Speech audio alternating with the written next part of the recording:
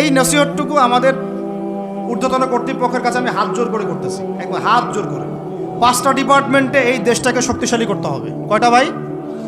1 number শিক্ষা, 1 number প্রত্যেক মুসলমানকে কোরআন এবং সুন্নাহর শিক্ষায় শিক্ষিত করতে হবে। আমি অন্য ধর্ম নিয়ে কথা বলছি না, তাদের মতো দিন পালন করে, লাকুম দীনুকুম ওয়ালিয়া দিন, লাকুম দীনুকুম ওয়ালিয়া দিন। তারা তাদের ধর্ম পালন করে করুক, আমাদের কোনো মাথা ব্যথা নাই।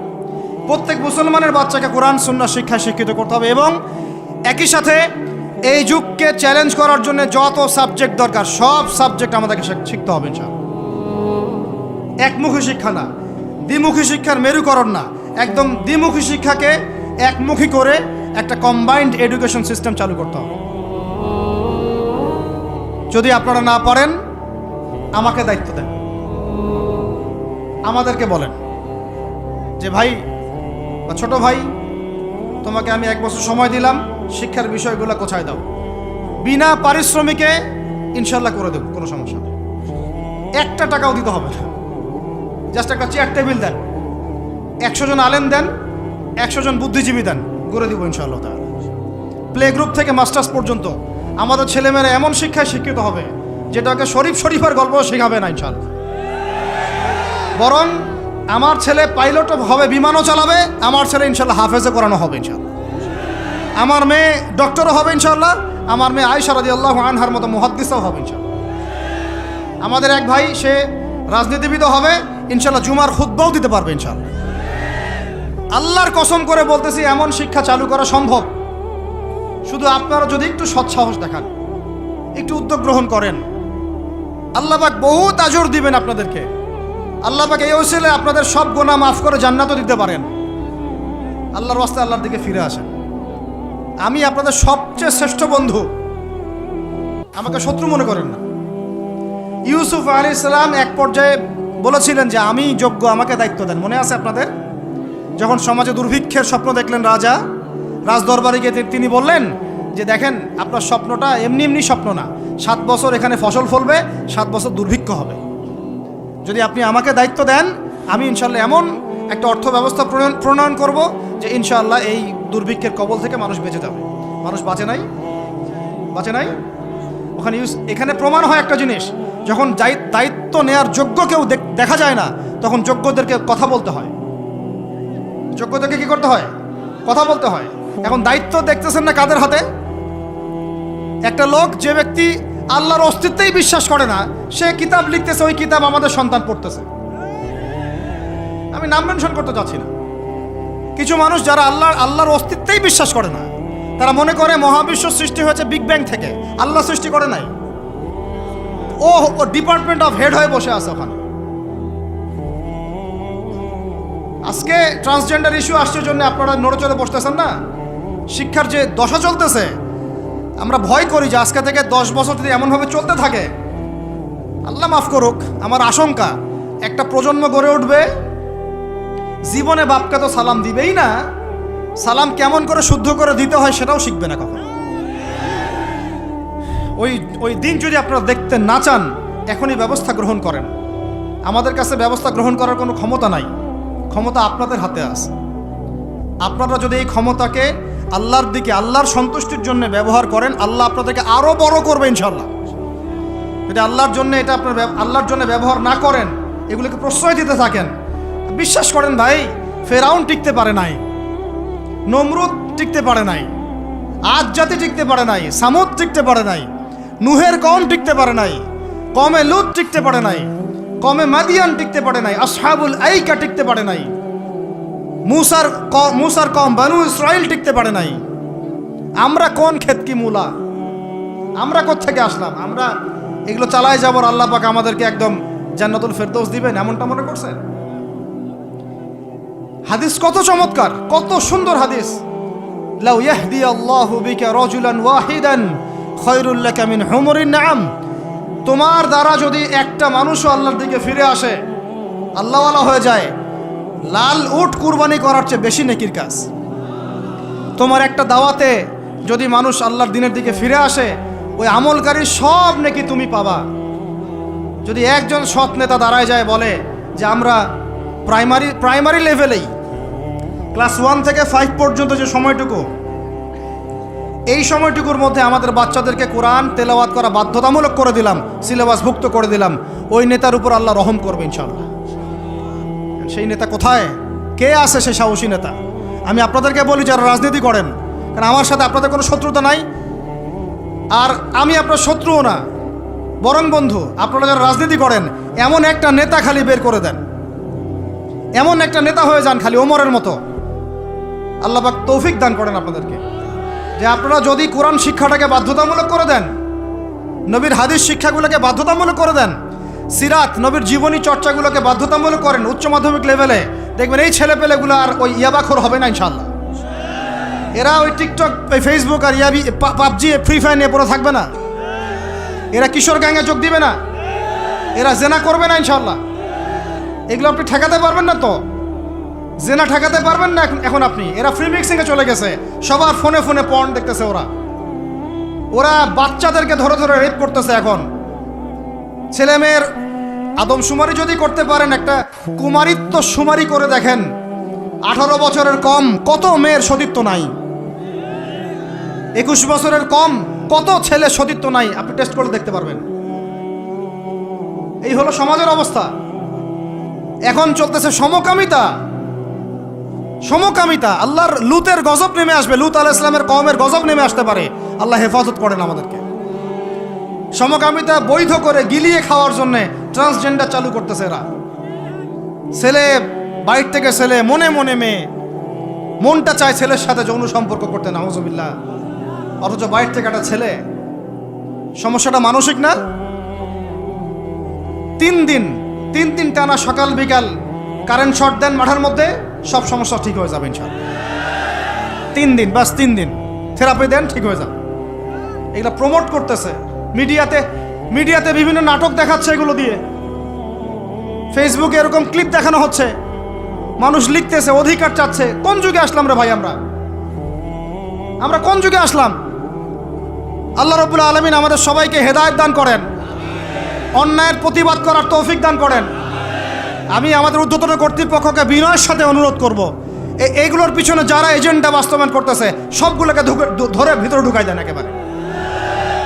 7 দিন রিমান্ডে রাখেন, ঠিক হয়ে যাবে ইনশাআল্লাহ। আপনারা খালি দাড়ি টুপি পাগড়ি জুব্বা দেখলেই সন্ত্রাসী মনে করেন? এরা তো স্পষ্ট সংস্কৃতির সন্ত্রাস, স্পষ্ট শিক্ষা সন্ত্রাস। আমাদের ছেলেপেলেদেরকে ছেলে জেনা করানোর দিকে নিয়ে যাচ্ছে এরা। কালকে যদি আপনার ছেলে একটা ছেলেকে বিয়ে করে, আপনি খুশি হবেন? আস্তাগফিরুল্লাহ, নাউজুবিল্লাহ। আল্লাহ পাক আমাদেরকে হেফাজত করেন, আল্লাহ পাক আমাদেরকে মাফ করেন। আপনার মেয়ে যদি কালকে একটা মেয়েকে বিয়ে করে নিয়ে আসে, আপনি সমাজে মুখ দেখাবেন কিভাবে? এগুলো এখন যদি না থামাই, তাহলে কখন থামাবেন? ওই যে বললাম, সুদ যখন চালু হয়েছিল আমরা সবাই কিন্তু প্রতিবাদ করি নাই। এখন সবাই সুদখোর হয়ে যাচ্ছে দিন দিন। আমরা যে অনেকে তাহাজ্জুদ পড়ি, পরে কান্নাকাটি করি, আল্লাহ দোয়া কবুল করো, এইটা করো সেইটা করো। দেখেন দোয়ার বেশিরভাগই কবুল হয় না। কেন হবে? অর্থনৈতিক জীবনে তো সুদ খাচ্ছি, আমি ঘুষ খাচ্ছি, দুর্নীতি করতেছি, হারাম খাচ্ছি, পণ্যের ভেজাল দিচ্ছি। আল্লাহ পাক আমাদের সবার রিজিককে হালাল করার তৌফিক দান করেন। অতএব আমি 5টা কথা বলছি, 5টা ডিপার্টমেন্টে এই জাতিটাকে শক্তিশালী করতে হবে। আল্লাহ পাক তৌফিক দান করেন। 1 নাম্বার শিক্ষা। 1 নাম্বার কি ভাই? এমন কোন শিক্ষা? শুধু একমুখী না, 2মুখী শিক্ষার সমন্বয়। কোনটা? কোরআন সুন্নাহও থাকবে, আবার জেনারেল শিক্ষাও থাকবে। আল্লাহ পাক তৌফিক এনায়েত করেন, আমিন।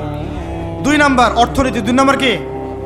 আমাদের অর্থনীতি এত শক্তিশালী করতে হবে যে আমাদেরকে যেন পশ্চিমাদের কাছে কখনো হাত পাততে না হয়। আমাদের কৃষি দিয়ে আমরা চলবো ইনশাআল্লাহ, আমাদের যাকাত ভিত্তিক অর্থনীতি দিয়ে আমরা চলবো ইনশাআল্লাহ। আমাদের সত্যি এটা সোনার বাংলা, এটা সত্যি সত্যি সোনার বাংলা। আমাদের জমিতে এমন কোনো ফসল নাই ফলে না, তাই না ভাই? কৃষকের কাছে যে ফসলটা ফলে রুট লেভেল থেকে, ওইটা বাজারে আসতে আসতে 10 গুণ দাম বৃদ্ধি হয়ে যায়, সিন্ডিকেট হয় মাঝখানে। এগুলো বন্ধ করলে আমাদের উৎপাদন খেয়ে আমরা শেষ করতে পারবো না। আমাদের যে পরিমাণ ইলিশ মাছ হয়, এটা আমরা খেয়ে শেষ করতে পারবো না। আমাদের সমুদ্রে যে পরিমাণ সম্পদ আছে না, এটা উঠাইলে আমাদের জাতির মাথাপিছু আরও বেড়ে যাবে। মাটির তলে গ্যাস আছে, আর যেখানে গ্যাস আছে তার মানে কি জানেন? তার মানে তার নিচে তেল আছে। আজ হোক আর কাল হোক তেল পাওয়া যাবে, আর তেল পাওয়া গেলেই দেখবেন আমেরিকা এসে আঁকড়া কাটছে। ওদের কাজই এটা। তখন বলবে যে, তখন যেই সরকারে থাকুক বলবে সরকার ভালো না, ওখানে গণতন্ত্র কায়েম করতে হবে, আমাদেরকে চাইতে হবে। উদ্দেশ্য কিন্তু সরকার না, উদ্দেশ্য কি? তেল। এটাই তেল চোর, সারা বিশ্বের তেল চোরেরা। আর এই তেল নিয়ে নিয়ে নিয়ে নিয়ে কি করেছে জানেন না আপনারা? এগুলো বলতে গেলে অনেক কথা। নিজের দেশের নিচে বাংকার তৈরি করছে। এই বাংকারে কত গ্যালন গ্যালন তেল যে রিজার্ভ করা আছে আপনি জানেন না। যে তেল যদি বিক্রি করতে হয় তাহলে ডলারেই করতে হবে, তেল বিক্রি করতে হলে এই ডলারেই করতে হবে। তো আরবের শাইখরা বলেছে ঠিক আছে রাজি, কুল্লু খালাস ইয়া হাবিবি। ওরা বলেছে হ্যাঁ ঠিক আছে, আমরা শুধু তোমাদের কাছেই তেল কিনবো আর কারোর কাছে তেল কিনবো না।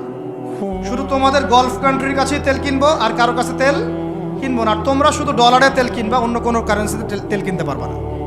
টাকা দিলে তেল দিবে না, রুপি দিলে তেল দিবে না, লিরা দিলে তেল দিবে না। যতক্ষণ আপনি এই ডলারটাকে মানে ওই আপনার টাকাটাকে ডলারে কনভার্ট না করছেন ততক্ষণ পর্যন্ত তেল দিবেন। এই যে চুক্তিটা হলো, এই চুক্তিটা হয়েছে বাদশাহ ফয়সালের ইন্তেকালের পরে, বাদশাহ ফয়সালের যুগে। বাদশাহ ফয়সাল, কিং ফয়সাল রাহিমাহুল্লাহ, তার সময় আরব ইসরায়েল যুদ্ধের সময় তিনি তেল বয়কট করেছিলেন। তো এই চুক্তিটার নাম হচ্ছে পেট্রো ডলার মনিটরি সিস্টেম। কি বললাম বলেন?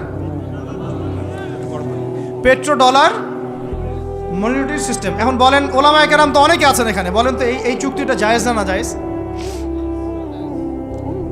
এক সময় কেনা বেচা হতো সোনা দিয়ে, কি দিয়ে? গোল্ড কয়েন দিয়ে, রূপার কয়েন দিয়ে। ওইটা দিয়ে নবী সাল্লাল্লাহু আলাইহি ওয়াসাল্লাম কেনা বেচা করতেন। ওইটার মান কিন্তু কখনো কমে যাবে না, যাবে? কখনো কমবে না। আসহাবুল কাহফ 309 বছর পর ঘুম থেকে উঠছে, ওইটা 309 বছর আগে পকেটে যে মুদ্রা ছিল ওইটা বের করে দিয়ে বলতেছে বাজারে গিয়ে খাবার নিয়ে আসো। বুঝেন নাই? আর আপনি আপনার এই যে 1000 টাকাকে পকেটে রাখে 309 বছর ঘুমান, ঘুম থেকে উঠে এটা বের করে দিয়ে বলেন খাবার নিয়ে আসো। ওই সময় 309 বছর আগে ওই 1000 টাকা দিয়ে যদি 1 কেজি গরুর মাংস পাওয়া যাইতো, 309 বছর পর বের করে দেখবেন ওই 1000 টাকা দিয়ে আপনি ডিম পাইতে পারেন, একটা বড় তোর একটা কি ডিম বা মুরগি পাইতে পারেন। এটা কি ইনফ্লেশন বলি আমরা, কি বলি? ইনফ্লেশন। তো যাই হোক, ওইদিকে যাচ্ছি না। এখন এটা বুঝেন, এই যে ডলারটা আমি ছাপাইছি, আমার কোনো খরচ আছে? এই ডলারটা ওকে দিলাম, দিয়ে আমি তেল নিলাম। তেল মানে হচ্ছে এই বিশ্বের সোনা। তেল মানে কি? এই বিশ্বে এখন সোনা ফাংশন করে না মার্কেটে, তেলই হচ্ছে সোনার জায়গা দখল করছে। এখন এই ডলার দিতে আমার কোনো খরচ নাই। ডলারটা ওকে দিলাম, ওর কাছ থেকে তেল নিলাম, নিয়ে তেলটা আমি আমার দেশের বাংকারে রিজার্ভ করলাম। আমার কোনো লস আছে? আমার কোনো লস আছে? নাই। এখন এই ডলারটা যেহেতু রুলিং কারেন্সি, এটাকে ইকোনমিক্সের ভাষায় বলে হার্ড কারেন্সি, শক্ত টাকা। কি বলে এটাকে? শক্ত টাকা। আর আমাদেরগুলো সফট, নরম। মানে হার্ড কারেন্সির মাধ্যমে বা এর আদলে সফট কারেন্সির মান নির্ধারিত হয়। বুঝতে পারতেছে কি? তো এখন যেহেতু ডলার হার্ড কারেন্সি, তো এখন ডলার না পাইলে আমাদের রেমিটেন্স বাড়বে না। এখন আরবরা ডলার নিয়ে জমানো শুরু করলো, আর মাশাআল্লাহ উঁচু উঁচু বিল্ডিং নির্মাণ করা শুরু করলো, আর ওই যে অরিজিনাল যেটা সম্পত্তি তেল ওটা দেওয়া শুরু করলো। আর এই হলো আয়ের উৎস। এই চুক্তির কারণে এই পশ্চিমারা এই তেলগুলো রিজার্ভ করে ফেলেছে, পেট্রো ডলার মনিটরি সিস্টেম। আমি বলতে চাচ্ছিলাম, অর্থনীতি এত সমৃদ্ধ করতে হবে যাতে করে আমরা ওদের কাছে হাত পাততে না হয়। এই জন্য আমার দেশের মধ্যে প্রচুর সম্পদ আছে, গ্যাস আছে, তেল আছে, আমাদের এখানে কিন্তু চুনাপাথর আছে, আমাদের এখানে সামুদ্রিক প্রচুর সম্পদ আছে। এবং ওইটা যদি ভালো করে থিসিস করা হয়, দেখবেন ওখান থেকে আরও অনেক কিছু বের হবে ইনশাআল্লাহ। হ্যাঁ, মাশাআল্লাহ, ভেরি গুড। এটা বলতে চাচ্ছিলাম আমি, আমাদের সমুদ্রে ইউরেনিয়াম পাওয়া গিয়েছে। কেমিস্ট্রিতে কারা পড়েছেন? কেমিস্ট্রিতে কেউ পড়েন না এখানে? ইউরেনিয়ামের নাম শুনেন নাই? সবচেয়ে সেরা মূল্যবান ধাতুগুলোর একটা। এগুলো যদি সুষ্ঠুভাবে তোলা হয়, আর যদি দুর্নীতি না থাকে, সরকারি সুষ্ঠু ব্যবস্থাপনা থাকে, সরকারে যেই থাক না কেন, বাংলাদেশ সমৃদ্ধ হবে ইনশাআল্লাহ। এরপরে আবার কৃষি আছে। আমাদের জমি মানে সোনা, যা ফলাবেন তাই ফলবে। এখানে যা ফলাবেন, সৌদি খেজুর পর্যন্ত চাষ হচ্ছে এখন এখানে। চিন্তা করা যায়। মাছ, আমাদের বলে না মাছে ভাতে বাঙালি, এই মাছ খেয়ে আমরা শেষ করতে পারতাম না। আমরা তো আমাদের শত্রু নিজেরাই।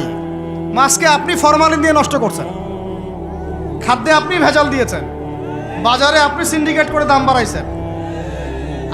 আমাদের গার্মেন্টস শিল্প, যে পোশাকগুলো আমরা নির্মাণ করি, এগুলো আমাদের পরে শেষ করতে পারতাম না আমরা। এগুলো এখন বেশিরভাগই বাইরে যাচ্ছে। তো অনেক প্রবলেম। এই জিনিসটা এক কথায় উত্তর হচ্ছে, যদি আমরা অর্থনীতি সমৃদ্ধ করতে না পারি, আগামী বিশ্বকে আমরা চ্যালেঞ্জ করতে পারবো না। উপরে যে বা যারাই থাকেন তাদের সাথে আমাদের কোনো দ্বন্দ্ব নাই। আমাদের একটা আহ্বান, উদাত্ত আহ্বান, করজোর অনুরোধ, শিক্ষার সাথে সাথে অর্থনীতি সমৃদ্ধ করার চেষ্টা করতে হবে। এর পথে বাধা কি তাহলে? এর পথে বাধা হচ্ছে দুর্নীতি। বাধা কি বলেন? এই একটা অভিশাপ জাতির উপর থেকে না সরাতে পারলে এই সোনার বাংলা আমরা করতে পারবো না ভাই। 50 বছর থেকে আমরা পারতেছি, কিন্তু প্রয়োজনের তুলনায় এটা যথেষ্ট না। আমাদের টপ টু বটম সবাই দুর্নীতির সাথে কম বেশি সম্পৃক্ত হয়ে যাচ্ছে। আল্লাহ পাক আমাদের সবাইকে হেফাজত করেন। এগুলো অন্যের সম্পদ আত্মসাৎ করলে পরে আল্লাহ ইবাদত কবুল করবেন না। আল্লাহ পাক আমাদের সবাইকে সৎ হওয়ার তৌফিক দান করেন, সততা বজায় রাখার তৌফিক দান করেন। আর 3টা জাস্ট পয়েন্ট বলে শেষ করে দিব। 3 নম্বর পয়েন্ট হচ্ছে, আমাদের যুব সমাজকে নিয়ে সত্যিকার অর্থেই একটা কর্মমুখী পরিকল্পনা প্রণয়ন করতে হবে। আমাদের অন্যতম একটা সমস্যা হচ্ছে বেকারত্ব। সমাজের যুবকরা দেখেন না, যে জেনারেশনটা যুদ্ধ করেছিল আমাদের বাংলাদেশের মাটিতে, এই জেনারেশনটা কি তারা পারবে? ওদের কি সেই ফিটনেস আছে? ওদের সেই কি প্রশিক্ষণ আছে? ওদের কি সেই খাদ্যাভ্যাস আছে? ওদের কি সেই চেতনা আছে? আমি তো নিজেও ইংলিশ মিডিয়ামে পড়েছি। আমাদের ব্যাকগ্রাউন্ডে এমন অনেক স্টুডেন্ট ছিল যারা ভাষা দিবস, শহীদ দিবস নাম ওটা কবে সেটা বলতে পারে না। 7ই মার্চ কি হয়েছে তারা জানে না। 16 ডিসেম্বর কি দিবস ওরা জানে না। এরকম বহু আপনি স্কুল জরিপ করেন, বহু English medium, English version school আছে, ওরা জানে না এগুলা কি। ওরা এগুলো পড়ে না, জানে না। সংস্কৃতির কথা বলি, ভাষার কথা বলি, গৌরবের কথা বলি, এগুলো আমাদের গৌরবের জায়গা। কিন্তু আপনি দেখেন প্রত্যেক মোড়ে মোড়ে হিন্দি গান বাজতেছে, বাংলা গান কয়জন শুনতেছে? নজরুল নাই, হারাই গেল।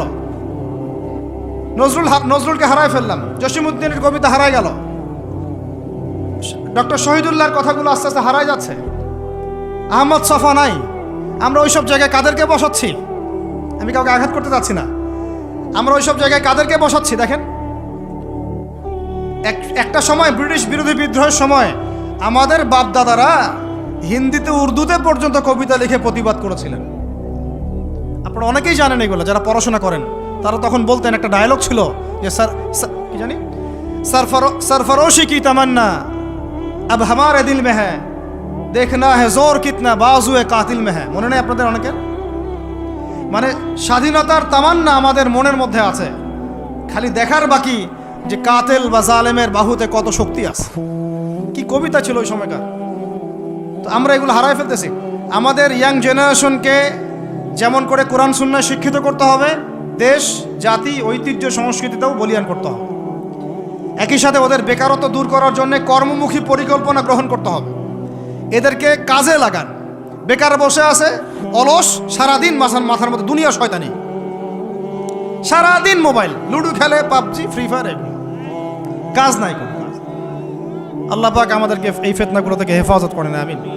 আর এই জায়গায় আমাদের এই স্বজন প্রীতি এগুলো ত্যাগ করতে হবে। প্রতিভা যার, তাকে মূল্যায়ন করতে হবে। যদি আমার প্রতিভা থাকে, আমাকে চাকরি দিতে হবে। ওই ভাইয়ের প্রতিভা তাকে চাকরি দিতে হবে। ওই ভাইয়ের প্রতিভা আছে, সে রিটার্নে ফার্স্ট হয়েছে, ভাই ভালো করেছে, ওকে অগ্রাধিকার দিতে হবে। কেন আমি দল করে বলেই আমার চাকরিটা হবে? কেন আমার মামা অমুক, খালা অমুক, খালু অমুক বলেই চাকরিটা হবে? কেন হবে? এই অন্যায় যদি চলতে থাকে, আল্লাহর গজব নেমে আসবে। আর বিশ্বাস করেন, এই যে ট্রান্সজেন্ডার এগুলো কথা বলছেন না, এগুলো আল্লাহরই গজব। কার গজব? আল্লাহর পক্ষ থেকে গজব আকারে আসতেছে। 4 নাম্বার, 3টা বলেছি ভাই। একটা হচ্ছে শিক্ষা, আমরা শক্তিশালী হব কোথায়? শিক্ষা ইনশাআল্লাহ। 2 নাম্বার অর্থনীতিতে, 3 নাম্বার কর্মসংস্থানে। 4 নাম্বার হচ্ছে আমাদের এই জাতির একটা বড় অংশ, প্রায় 50% হচ্ছে মেয়েরা, মহিলারা। তাদেরকে কাজে লাগাতে হবে অবশ্যই। আমরা মহিলাদেরকে অনেক ক্ষেত্রে দিনই ক্ষেত্রেও পিছায় ফেলছি। আপনারা আসছেন, বসছেন, আওয়াজ শুনলেন, কয়জন মহিলা এই সুযোগটা পায়? কয়টা বাসায় মহিলাদের তালিম হয়? কয়টা দেশে মহিলা মাদ্রাসার সংখ্যা আসলেই কত? মহিলা আলেমা খুঁজে পাচ্ছি না আমরা মাদ্রাসা প্রতিষ্ঠা করতে গেলে আলেমা খুঁজে পাচ্ছি না, যে মুফতি বা ইফতা ফারেক বা দাওরা হাদিস পাশ করা আলেমা খুঁজে খুঁজে বের করতে হচ্ছে। অনেকে দেখা যাচ্ছে, আমি নিজেদের কথাই বলছি, ইফতা দিয়েছেন, দাওরা ফারেক করেছেন আমার পরিবারের এবং বংশের অনেকেই, তার আগেই বিয়ে সংসার হয়ে গেছে, এখন সংসার নিয়ে ব্যস্ত। তাহলে এখন মেয়েদের মধ্যে খেদমত কে করবে? আমি আপনি কি মেয়েদের মধ্যে এইভাবে ওয়াজ করতে পারবো? ওদেরকে সামনে নিয়ে বসতে পারবো? ওদের সমস্যাগুলিকে আমরা সলভ করতে পারবো? তাহলে আপনার বোনকে দায়িত্বটা পালন করতে হবে, আপনার মেয়েকে বা আপনার স্ত্রীকে। তো সেক্ষেত্রে তো আমরা সেরকম স্ত্রী, সেই মেয়ে, সেই জেনারেশন তৈরি করতে পারছি না। অনেক আলেমের স্ত্রী পর্যন্ত দুনিয়াদার হয়ে গেছে এখন, সোনা দানা গয়নাগাটি ভ্রু প্লাক ফ্যাশন এগুলো করতেছে। হ্যাঁ, তো এগুলো থেকে আমাদেরকে বের হয়ে আমাদের স্ত্রীদেরকেও খাদিজা আয়েশা রাদিয়াল্লাহু আনহুমা তাদের মতো করে দ্বীনের পথে সহযাত্রী বানাতে হবে। আল্লাহ পাক তৌফিক দান করেন। আল্লাহ পাক আমাদের এই পুরো মা বোনদেরকে হেদায়েত করেন, তাদেরকে খাস পর্দায় থাকার তৌফিক দান করেন ইনশাআল্লাহ। আমাদের এই যুবকরাই সোনার বাংলা করবে ইনশাআল্লাহ, ইনশাআল্লাহ তাআলা। আর শেষ কথা, লাস্ট পয়েন্টটা শেষ করে দেই। লাস্ট পয়েন্টটা হচ্ছে ভাই, যে কোরআনে আল্লাহ রাব্বুল আলামিন এই বিশ্ব রাজনীতি ডিল করার জন্য অনেকগুলো হেদায়েত দিয়েছেন। আমি আলোচনার মাঝখানে কিছু এনেছি, যেমন সূরা মাইদার আয়াতগুলো, ইহুদি খ্রিস্টানদের সাথে আমাদের চলাফেরা কেমন হবে, মুশরিকদের সাথে আমাদের চলাফেরা কেমন হবে, আমাদের বাণিজ্য কেমন হবে, আমরা কাকে বন্ধুরূপে গ্রহণ করতে পারবো, কাকে পারবো না, এইগুলো ফলো না করতে পারলে একটা জাতি সমৃদ্ধ হতে পারবে না। আল্লাহ রাব্বুল আলামিন আমাদেরকে শিক্ষা, অর্থনীতি, যুব সমাজের উন্নয়ন, নারী জাতির উন্নয়ন এবং বিশ্ব অর্থনীতিতে সর্বোচ্চ সাফল্য অর্জন করার তৌফিক দান করেন।